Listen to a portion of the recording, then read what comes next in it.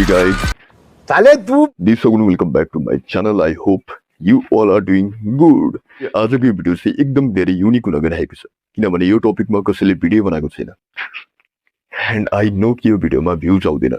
but still मैले 3 महिना अगाडिदेखि सोचिरहेको थिएँ म यो टपिकमा भिडियो बनाउँछु भनेर सो म आज भिडियो बनाउँछु बाइ द वे मेरो एक्जाम चल्दैछ मेरो भोलि पनि एक्जाम छ एन्ड म अहिले भिडियो बनाउँदैछु क्या बात है आजको भिडियोमा चाहिँ हामी कुरा गरिरहेको छौँ how you can draw a masterpiece अब म त्यस्तो ठुलो आर्टिस्ट होइन जसको प्यारिसको म्युजियममा आर्टवर्क छ बट 9 वर्ष अगाडिदेखि जब पनि राति 3 बजे म आफ्नो हातमा पेन्सिल समात्छु मलाई एउटै कुरा फिल हुन्छ कि एउटा सानो मुभमेन्टै काफी हुन्छ पुरै लाइफ बदल्नको लागि पुरै लाइफ एउटा सानो मुभमेन्ट एन्ड आजको यो भिडियोमा चाहिँ म एउटा त्यो मुभमेन्ट हजुरहरूलाई एउटा वर्डको थ्रु भन्नेछु बस एउटा वर्ड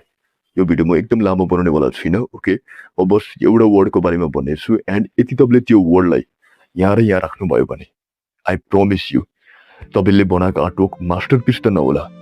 तर त्यो आर्टवर्कमा लाइफ आउँछ आई प्रोमिस क्या बात ये बात है मैले जति पनि आफ्नो आर्टवर्कहरू बनाएको छु म भन्दिनँ कि मैले मास्टरपिस बनाएँ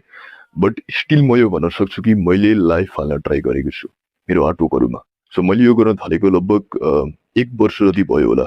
म के गर्छु भन्दाखेरि जसको पनि म पोर्ट्रेट बनाउँछु म त्यो मान्छेसँग कम्प्लिटली अब्सेस हुन्छु त्यो मान्छेलाई म यति धेरै हेर्छु त्यो मान्छेको भिडियोहरू यति धेरै हेर्छु त्यो मान्छेको इन्टरभ्यूदेखि लिएर त्यो मान्छे एक्टर हो भने म उसको सबै मुभीहरू हेर्छु है कन्टेन्ट क्रिएटर हो भने म उसको सबै भिडियोहरू हेर्छु एन्ड आफ्नै फोनमा म त्यो मान्छेको यति धेरै स्क्रिनसट गरेर फोटोहरू राख्छु थरीथरीको एङ्गलबाट होइन एन्ड त्यो मान्छेको फेसलाई कम्प्लिटली अब्जर्भ गरेर आफूलाई म अब्सेस बनाउँछु त्यो मान्छेमा एन्ड त्यो पछाडि मात्रै म ड्र गर्छु त्यही पनि कति कुराहरू आफै एड गरेर सो म अलिकति फिलोसोफी र साइकोलोजीलाई मिक्स गर्छु एन्ड बुझ्न ट्राई गर्छु ओके सो हजुरहरू अलिकति स्पिरिचुअल हुन्छ भने हजुरलाई थाहा होला law of attraction law of assumption so त्यही हिसाबले मलाई लाग्छ कि तपाईँ के कुरासँग अब्सेस हुनुभयो भने एन्ड त्यो पछाडि तपाईँले त्यसलाई ड्र गर्नुभयो भने त्यो कुरा अझै राम्रो बन्छ त्यो कुरामा तपाईँले अलिकति लाइफ हाल्न सक्नुहुन्छ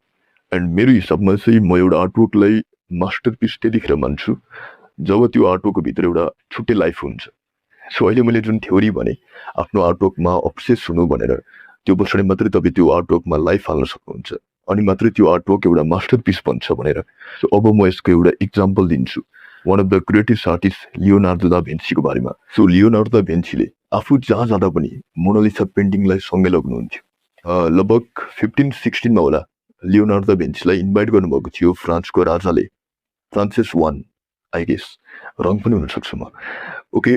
एन्ड त्यतिखेर पनि भेन्सीले मोनालिसालाई सँगै लिएर जानुभएको थियो एन्ड भन्छन् लियोनार्दो दा भिन्सी जहाँ पनि जानुहुन्थ्यो उहाँले मोनालिसालाई सँगै लिएर जानुहुन्थ्यो सो आई डोन्ट थिङ्क कि he wasn't obsess with Mona Lisa सायद उहाँ अब्सेस हुनुहुन्थ्यो होला अब उहाँलाई अहिले बोलाएर सोध्न मिल्ने त कुरा भएन है अब गड नोज एक्चुअलमा के भएको थियो आई डोन्ट नो और मेबी यो एउटा मेरो थ्योरी मात्रै हो बट मेरो पछिल्लो 1 वर्षमा जति ड्रइङमा इम्प्रुभ भएको छ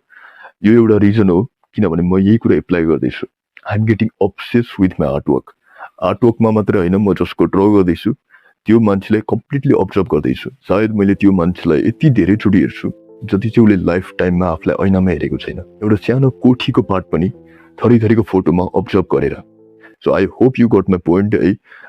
फेरि आफूलाई यति पनि अब्सेस नगर्नु कि तपाईँ दोहोरो अट्याचमेन्टमा फस्नुहोस् है बस त्यो मान्छेलाई ड्र गर्ने टाइमभरिको लागि आफूलाई अब्सेस गराउनु ओके त्यो भएपछि अर्को एउटा फाइदा के पनि हुन्छ भन्दाखेरि तपाईँलाई अल्छी लाग्दैन एउटै अनुहार हेरिराखेर किनभने त्यो मान्छेसँग तपाईँ अब्सेस हुनुहुन्छ राइट सो मेरो मेन मोटिभ यो हो कि तपाईँले डेन्जर तरिकाले अब्जर्भ गर्नुपर्छ त्यो मान्छेलाई ओके एन्ड तपाईँले आफ्नो आर्टवर्कलाई माया गर्नुपर्छ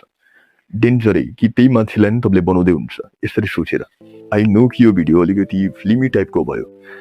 तर आर्टमा हामीले लोजिक हाल्नु पनि हुन्न सो जति सक्नुहुन्छ त्यति आफ्नो आर्टवर्कलाई माया गर्नु डेन्जरै माया गर्नु अलराइट सो यो भिडियो एकदम लामो भइसकेको छ है मैले सोचेको थिएँ म एक दुईवटा सानो कुरा गर्छु